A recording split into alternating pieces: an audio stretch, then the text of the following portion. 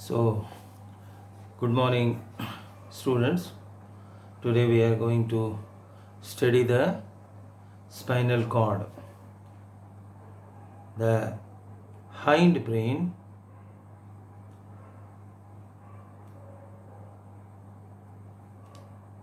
which is made up of cerebellum, pons varolii, medulla oblongata, and the spinal cord. So, the hind brain consists cerebellum, pons, medulla oblongata, and the spinal cord. Yesterday we have learned about the pons varolii, medulla oblongata. Now the last one is the spinal cord. So the spinal cord is the portion of the hind brain. The brain is divided into forebrain, midbrain, and hind brain. So the hind brain contains the spinal cord. The brain and the spinal cord, they are central nervous system. The first one, the central nervous system, consists of brain and spinal cord. The brain consists of forebrain, midbrain, and the hind brain with the different organs. Now, coming to the spinal cord is an elongated cylindrical part of central nervous system, that is CNS, which lies within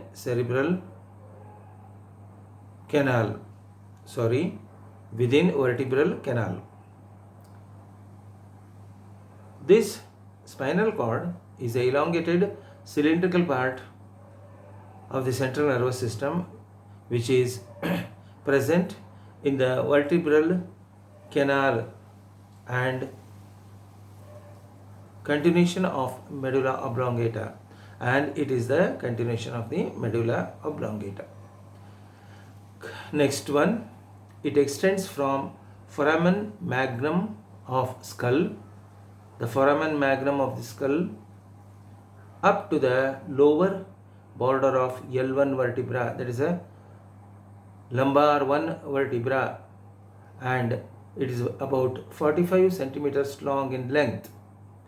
So this spinal cord starts from the foramen magnum of the skull. It is a continuation part of the medulla oblongata, and it starts from the foramen magnum of the skull up to the L1 vertebra, that is a lumbar vertebra, and it is about 45 centimeter long in its length. Next one, the cylindrical structure of spinal cord is slightly flattened anteriorly and posteriorly. It is a connecting link between brain and other tissues. It is a connecting link between the brain and the other tissues. It is cylindrical structure and is slightly flattened anteriorly. Posteriorly, it is connecting link between brain and other tissues. Coming to the next point, it shows two enlargements in two regions for innervation of the limbs. It shows two enlargements in two regions, the posterior and the anterior. The posterior and the anterior portion of this one shows the enlargements. Next, the enlargements are, the first one is cervical enlargement, which is present in the cervical region, hence it is called cervical enlargement. The cervical spinal nerves arise from this place from a fluxus or network called brachial flux, which innervate the muscles of the upper limb. So from this cervical enlargement, the cervical spinal nerves arise and they innervate the muscles of the upper limb through the fluxus or nerve called brachial flexus, network called brachial flexus. Second one, lumbosacral enlargement, lumbosacral enlargement. This is in the lumbar region and the sacral region. Hence it is called the lumbosacral enlargement. The lumbar and sacral flexus innervate the muscles of lower limb. The lumbar and the sacral flexus arising from the lumbosacral enlargement, they innervate the muscles of the lower limb. The lowest part of the spinal cord is conical and called conus medullaris. The conus continues below like a thin fibrous cord called film terminali.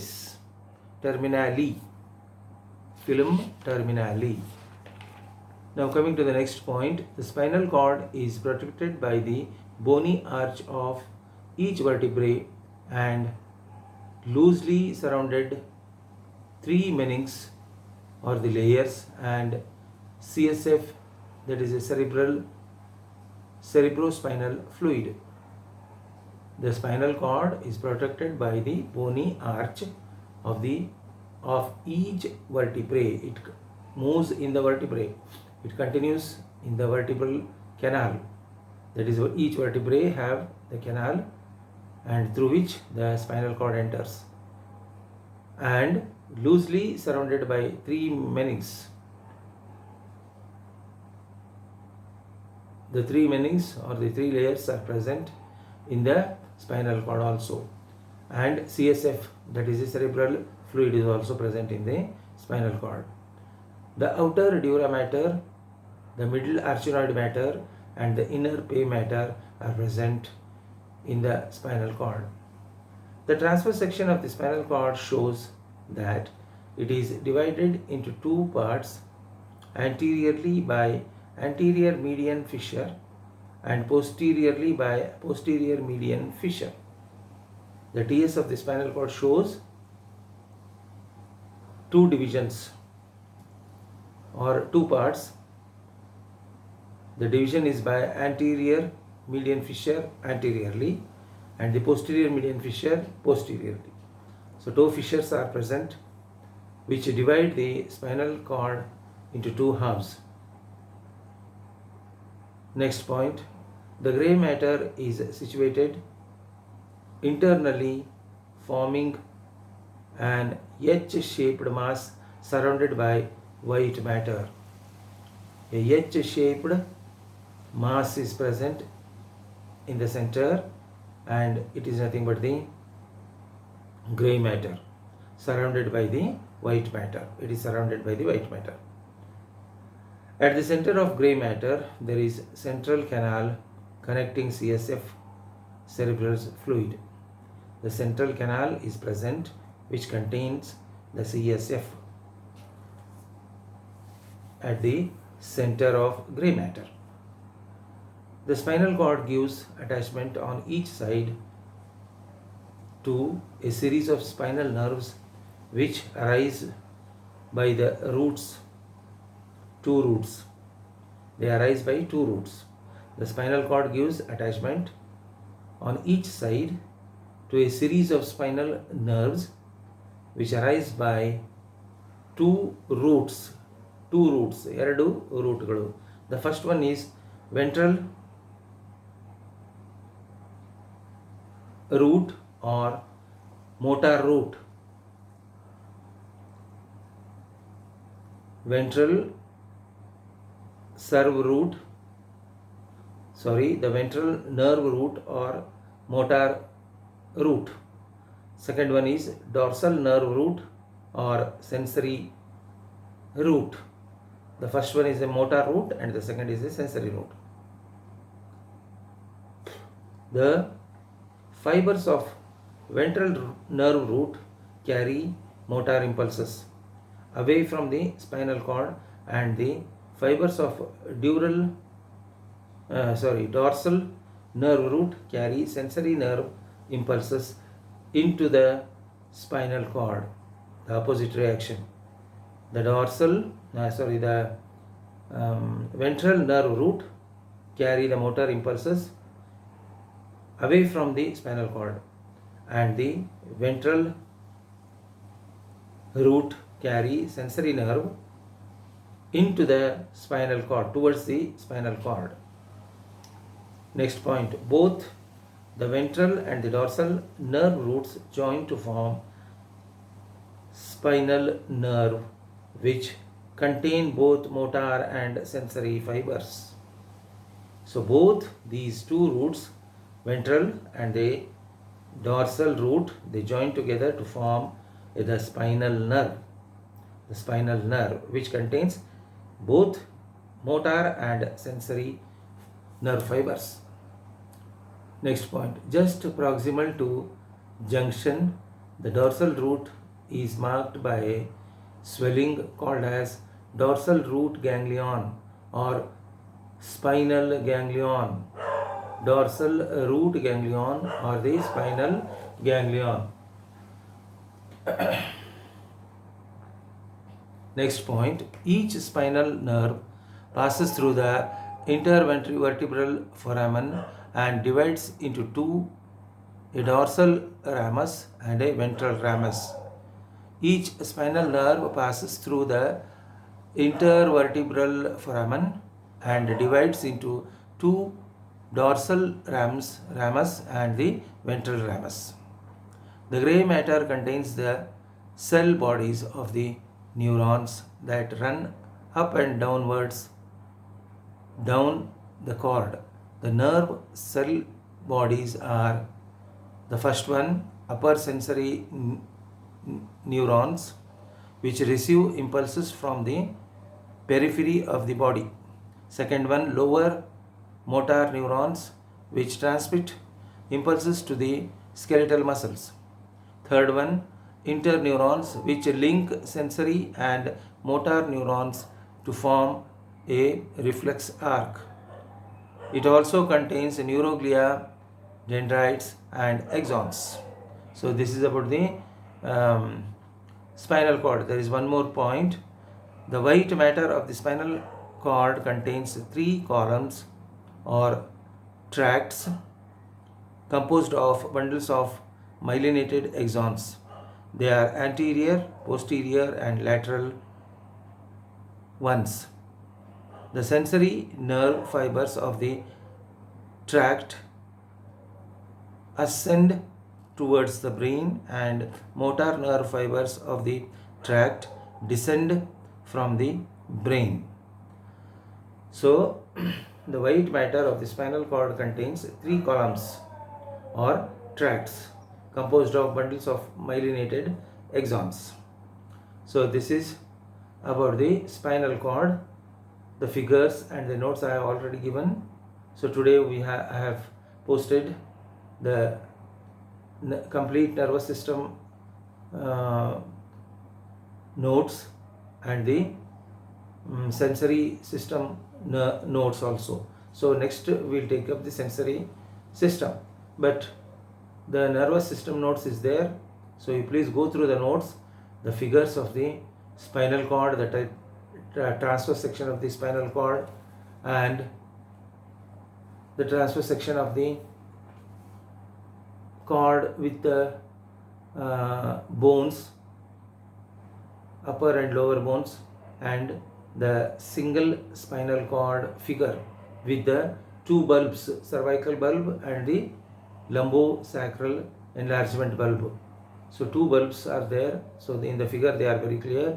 So you can go through the notes and the figures are there in the notes. Now coming to the second main part of the nervous system, that is the peripheral nervous system. The first one is the central nervous system. We have studied the central nervous system consists of brain and spinal cord. The brain is divided into three parts: forebrain, midbrain and the hindbrain. We have studied already. Now coming to the second main part of the nervous system or the division of the nervous system, that is the peripheral nervous system. Peripheral nervous system, PNS. The central nervous system is CNS.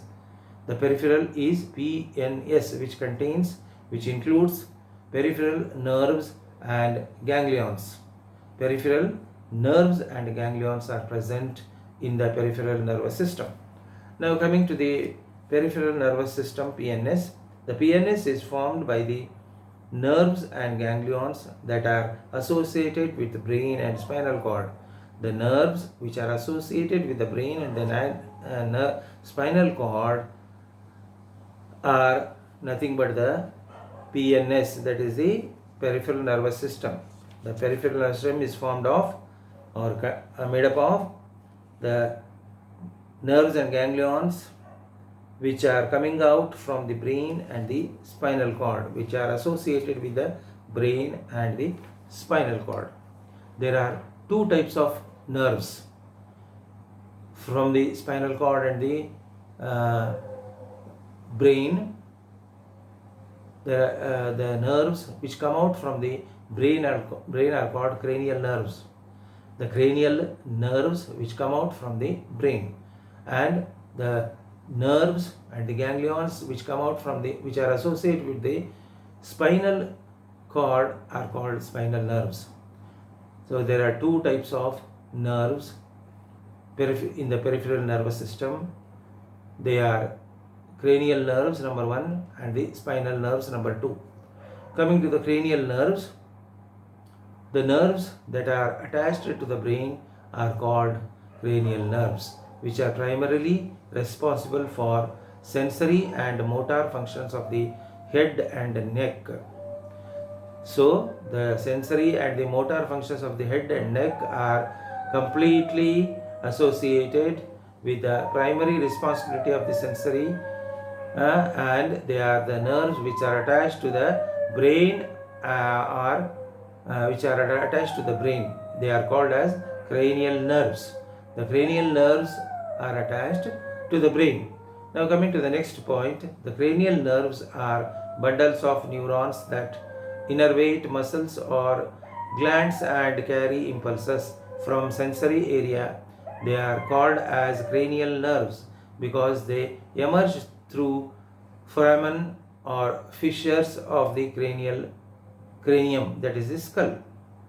Cranial nerves are bundles of neurons that innervate muscles or glands and carry impulses from sensory areas. They are called as cranial nerves because they emerge through foramen or fissures of the cranium, that is the skull. So they emerge out from the cranium. Hence they are called cranial nerves. Next point, there are 12 pairs of cranial nerves which arise from brain and brain stem. The 12 pairs of cranial nerves are present which arise from the brain and the brain stem. The brain stem is made up of midbrain, pons varolii and the hindbrain. The 12 pairs of cranial nerves are present.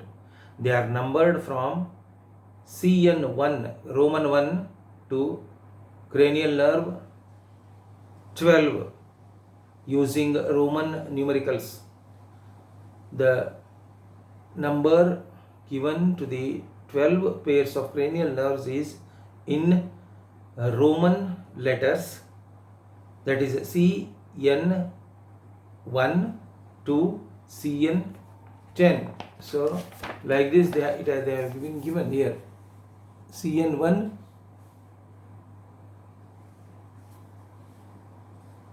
and you can see here easily 1 to 10, 1 to 12. So CN1 to CN12. So 12 cranial nerves are present. Coming to the first one, the first cranial nerve, they are numbered, they are given names also and their connections and their functions. We have to see. The first one is the olfactory nerve, CN1, concerned with sense of smell or olfactory. It is concerned with the sense of smell or olfactory, CN1. olfactory nerve. It is called as the olfactory nerve. Number 2 is CN2, the optic nerve. The optic nerve concerned with sense of vision. Optic means vision. Vision. It is concerned with the sense of vision. The CN3, the oculomotor. The oculomotor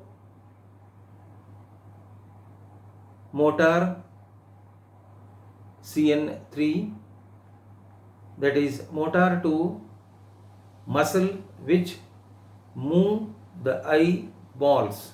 The eyeballs are moved by the muscles which are present in the orbit, and these are supplied with CN3, that is oculomotor nerves. Now the fourth one is the trochlear nerve, that is CN4. Trochlear nerve supplies the superior oblique muscles of eyelid.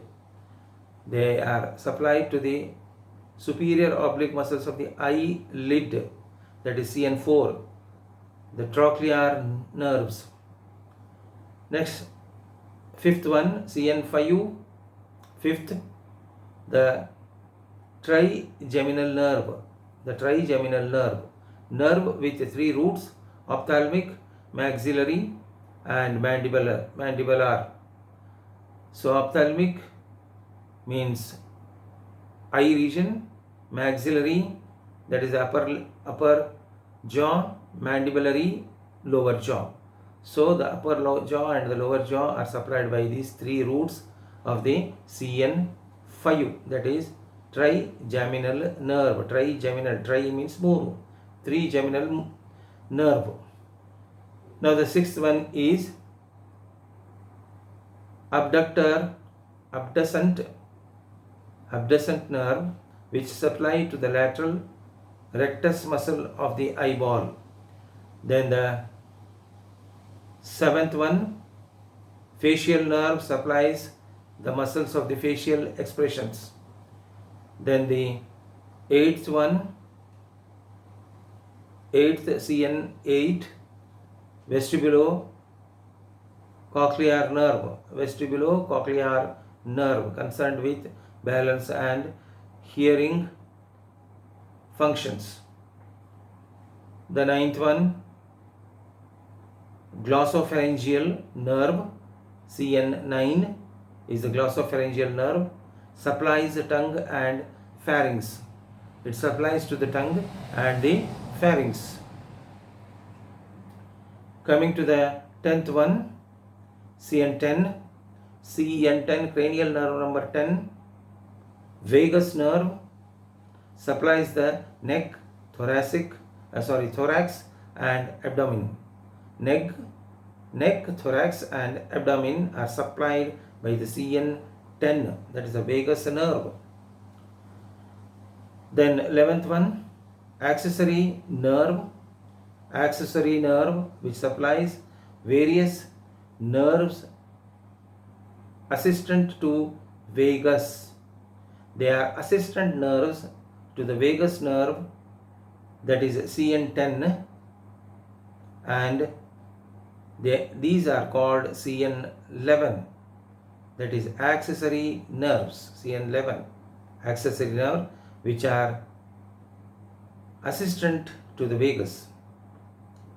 Next, the 12th one, the last one, 12th, CN12, hypoglossal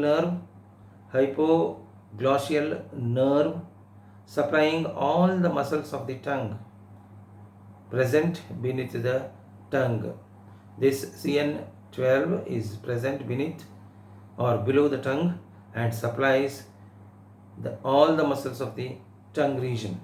So CN12, hypoglossal, supplies to the tongue. So these are the 12 CNs, that is cranial nerves, which are marked by the Roman numericals from 1 to 12. CN1 to CN12. So this is about the cranial nerves. Now coming to the second one, that is the spinal nerves. The spinal nerves. The nerves that are attached to spinal cord are called spinal nerves. The nerves which are attached to the spinal cord are called spinal nerves. Here, the nerves that are attached to the brain are called cranial nerves. The spinal nerves are attached to the spinal cord. Hence, they are called as spinal nerves, which contain both sensory and motor fibers. These spinal nerves contain both sensory and motor fibers that pass out between vertebrae to trunk, arms and legs. They come out from the vertebrae, the foramens of the vertebrae, and they supply to the trunk, arms and the legs. Next point. All the spinal nerves are combined sensory and motor axons. All the spinal nerves are combined with the sensory and motor axons that arise from the separate two nerve roots. So there are two nerve roots from which these two arise, and later they will be joined together to form the sensory and the motor axons. The sensory axons enter the spinal cord as a dorsal root, and the motor fibers emerge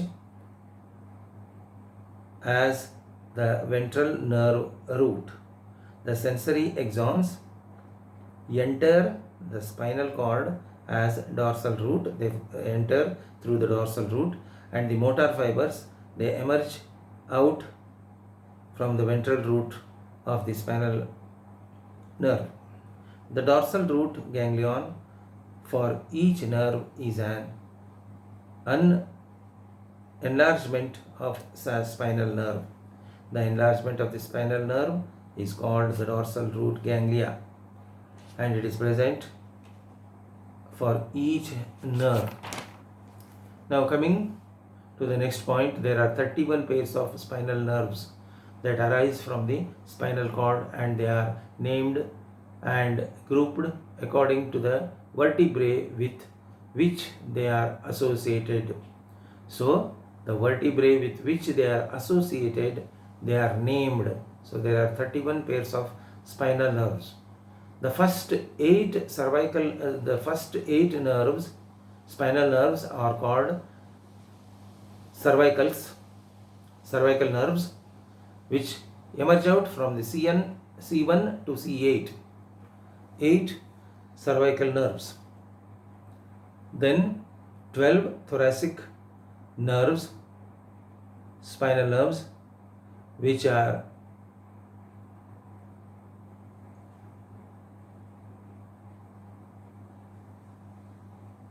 associated with the thoracic vertebrae. 12 thoracic with T1 to T12, they are associated with the thoracic vertebrae. Then 5 lumbar, L1 to L5. Then 5 sacral, S1 to S5. Then 1 coccygeal, that is CO. So according to the names of the vertebrae present in the vertebral column, they are grouped as the pairs of spinal nerves. First 8 pairs of the spinal nerve are called cervicals, which associate with the C1 to C8 vertebrae. Then thoracic vertebrae 12, then lumbar 5, sacral 5, coccygeal 1. Total 31 vertebrae are present. There are mainly 7 cervical vertebrae. So this is very important point. You know that there are only 7 cervical vertebrae, and they should be 7, but here they are 8 in number. The first one is 8 cervicals, C1 to C8 I have written, but they are not 8, they are only 7.